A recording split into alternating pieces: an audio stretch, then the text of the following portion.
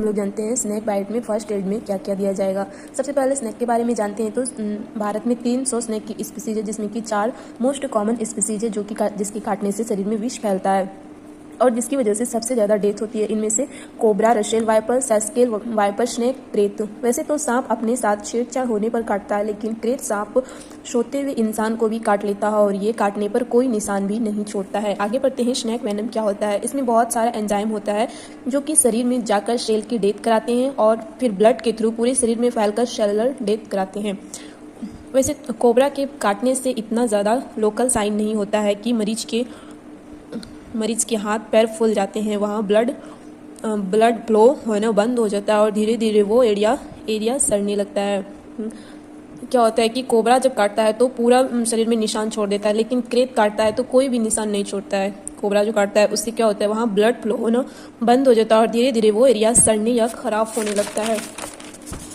इसका साइन और सिम्टम क्या है तो सबसे पहले इसमें से चक्कर, डेजीनेस, वॉमिटिंग, एब्डोमिनल पेन होता है, थकान होता है। अलग अलग स्नेक के अलग अलग सिम्टम होते हैं। अलग अलग सांप जो काटता है उसका अलग अलग सिम्टम होता है। स्नेक जनरली दो टाइप के होते हैं विषैले में से, जो कि न्यूरोटॉक्सिक जो कि ब्रेन को अफेक्ट करता है और कार्डियोटॉक्सिक जो कि हार्ट को अफेक्ट करता है।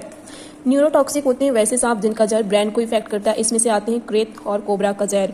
जैसे ही वेनम शरीर में जाएगा शरीर के हर एक मसल्स को पैरालाइज कर देगा। इसमें से लक्षण क्या दिखेगा तो धुंधला दिखाई देना, पेशेंट को धुंधला दिखाई देगा, 2-3 ऑब्जेक्ट दिखाई देना, एक ही ऑब्जेक्ट 2-3 ऑब्जेक्ट के रूप में दिखाई देगा, जिसे डिप्लोपिया कहते हैं। खाना खाने में परेशानी, बोलने में परेशानी, कमजोरी, सांस लेने में परेशानी। कार्डियोटॉक्सिक में आएगा, हार्ट पर इफेक्ट करता है। कार्डियोटॉक्सिक हार्ट पर इफेक्ट करता है, इसमें बीपी लो हो जाता है, चक्कर आता है, किडनी फेल होता है, धब्बे होना, पूरे शरीर में चकते चकते टाइप के धब्बे हो जाते हैं और मरीज शॉक में चला जाता है और जगह जगह से ब्लीडिंग होने लगता है। मोर डेथ सांप काटने से जो ज्यादा हुआ है इसी से होता है, कार्डियक टॉक्सिक से। इसका treatment ASV anti snake venom दिया जाता है। जितनी जल्दी ASV दिया जाता है मरीज के बचने का चांस उतना ही अधिक होता है। ASV के बारे में जानते हैं। इन्हीं 4 सांप के वेनम से बनाया जाता है। इन्हीं 4 सांप मतलब ये जो सांप था, king cobra, Russell viper, saw scaled viper, snake, krait, इन्हीं 4 सांप जो सबसे विषैला है, इन्हीं के वेनम को क्या करता है लेकर के दूसरे जानवरों में इंजेक्ट किया जाता है और फिर जो वेनम के रिस्पॉन्ड में एंटी वेनम जो जानवर एंटी वेनम बनाता है, जिससे कि फिर से इन्हीं जानवरों से निकाल कर एंटी स्नैक वेनम तैयार किया जाता है, जो कि आदमी को काटने पर जब आदमी को सांप काटता है तो उन्हीं जानवरों से प्राप्त एंटी वेनम आदमी को दिया जाता है।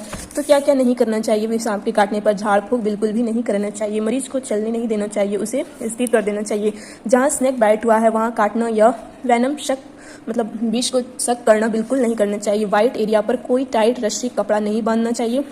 सांप को आइडेंटिफाई करने की कोई ज़रूरत नहीं है, क्योंकि ASV एंटी स्नैक वेनम जो होते हैं 4 विषैली प्रजाति से ही मिलकर बना होता है, जिससे कि सबसे ज़्यादा डेथ होती है और हमें आइडेंटिफाई सांप की करने की कोई ज़रूरत नहीं होती है। बचाव के लिए क्या है, ज़मीन पर सोते हैं तो मच्छरदानी का उपयोग करना चाहिए। पत्थर के नीचे अथवा जहाँ पर सांप के होने के चांसेस है ऐसे स्थानों पर ज़्यादा छेड़छाड़ नहीं करना चाहिए, सांपों के साथ नहीं खेलना चाहिए।